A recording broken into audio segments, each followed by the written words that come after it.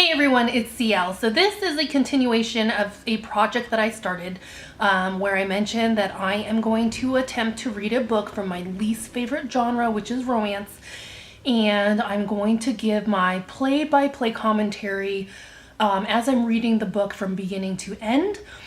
And I know in my last video, the last video I posted, I mentioned that I was going to read, the book that I was going to read was between two books, but it turns out I'm going to read neither of those books because one, my library uses a new app for their ebooks and audiobooks. So the wait period is no longer 14 days. They used to use Overdrive, but they no longer use Overdrive. They've transitioned to this new app and the hold period is like 35 days. So for one of the books, the hold period is 35 days and I don't want to wait that long to read this book and start this project. And the other book that I was considering, I can't figure out how to download the book. Like I can't figure out. So I decided to scrap those two books and I went back out on the app looking for a book that actually says that you can borrow it and download it. So I think I came across one and I want to say that out of all the books so far, this one kind of seems more appealing to me, and the book that I have decided to commit to for this project is Cat's Lair by Christine Feehan. So as far as synopses go in the romance genre, they always sound cheesy to me. There always be that cringe factor, like, oh gosh, this sounds awful. But you know, I'm trying to focus on like positive points. It seems like she's running from her past, so maybe there would be some action in this book. And as far as the cover, romance novel covers are so hideously ugly to me, in the sense, you know, that it's the same old. It's always of a guy with his shirt off with like the perfect muscles.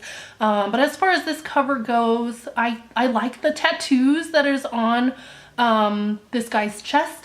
What was kind of funny though, if you zoom in on the tattoo on his arm, I can't help but chuckle a little bit because this tattoo reminds me of the Thundercats cartoon.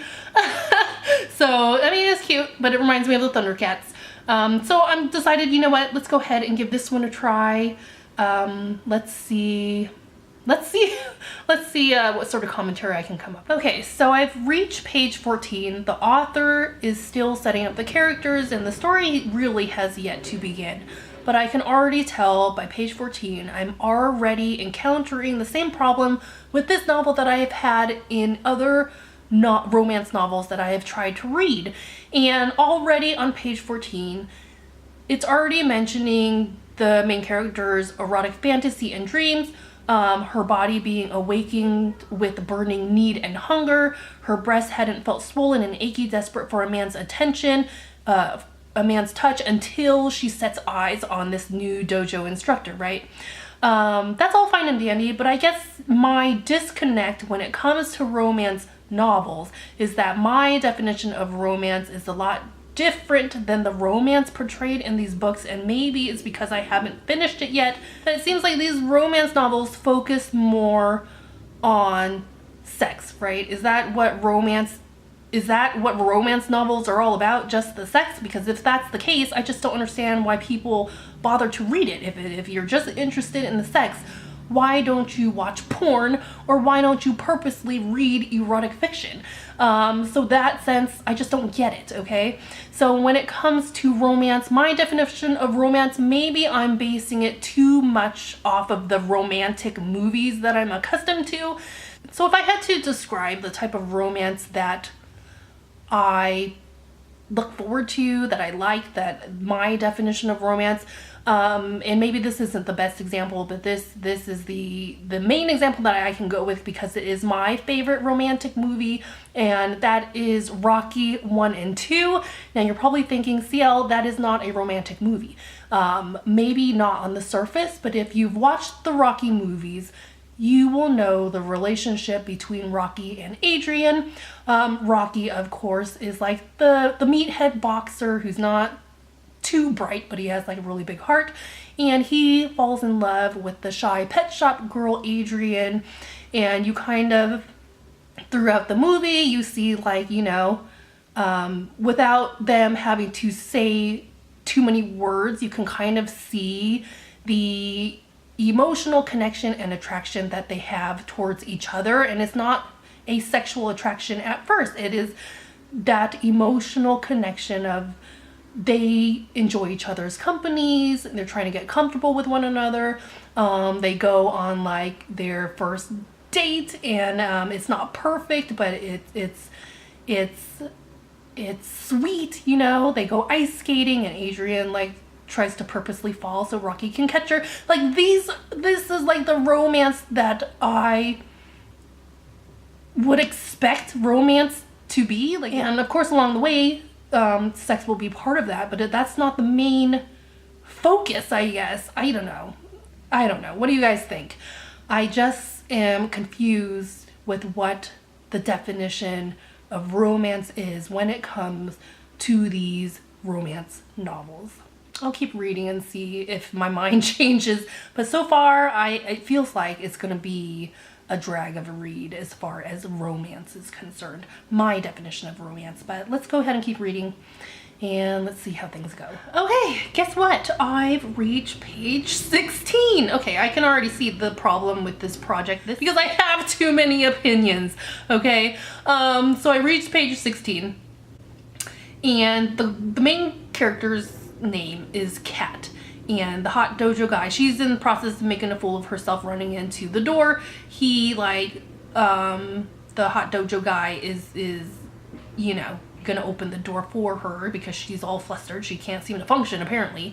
And he says, "Kitten, you'd better let me get that."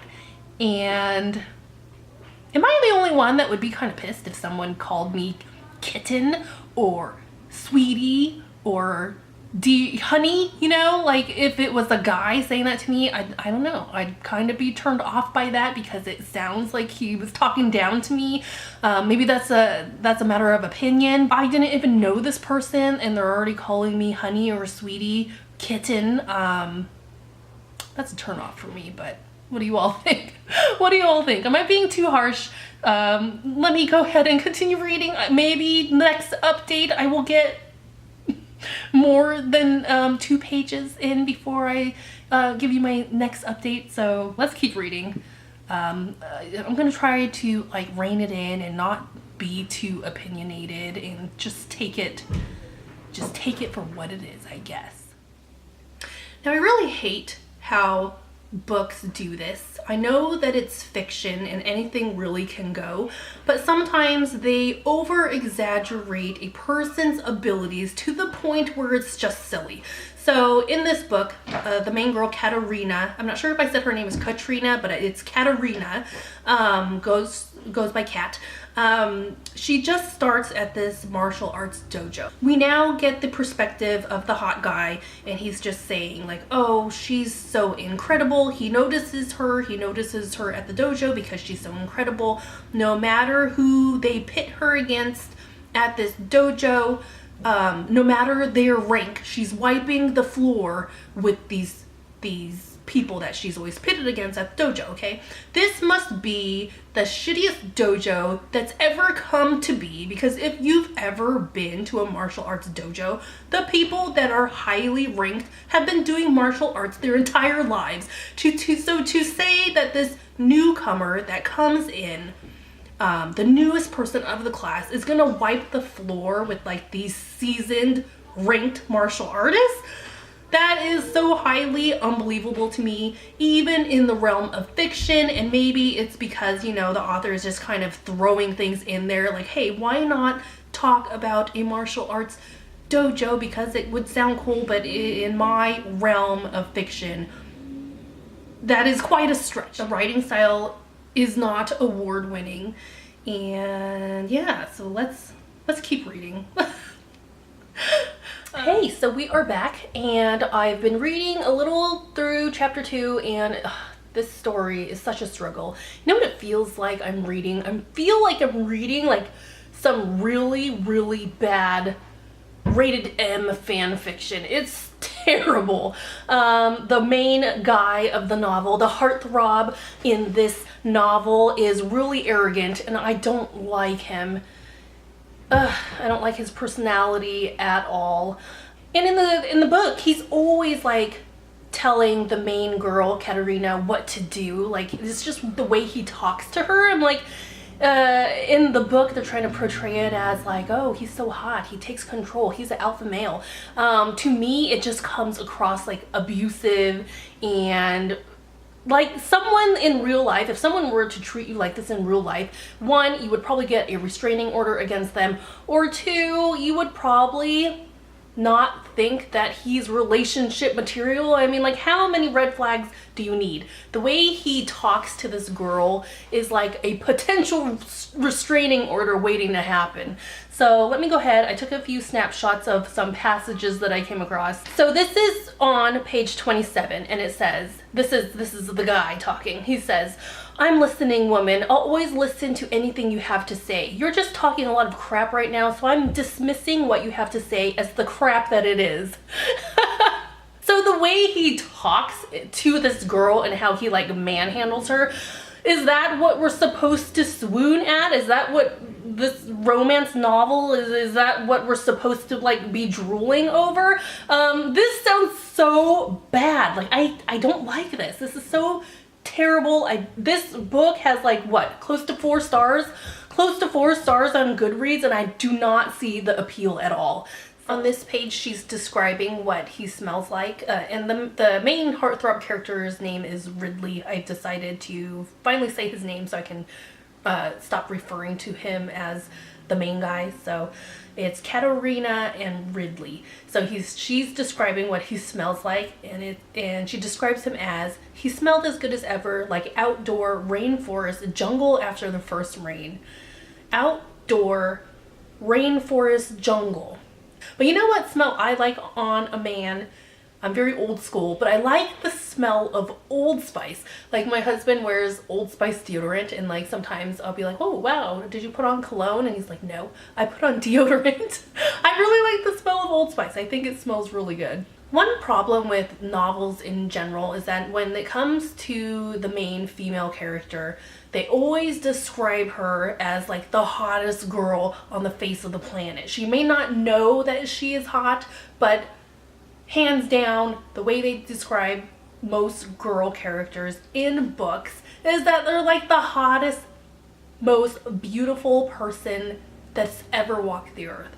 And that's essentially how this book is describing Katerina as well, that she's just like so beautiful, so stunning, perfection, and blah blah blah. So I guess maybe it's because that like average girls average girls don't have these types of encounters. I don't know. Average girls can't run into a guy that could like her. I don't know what these books are trying to tell us.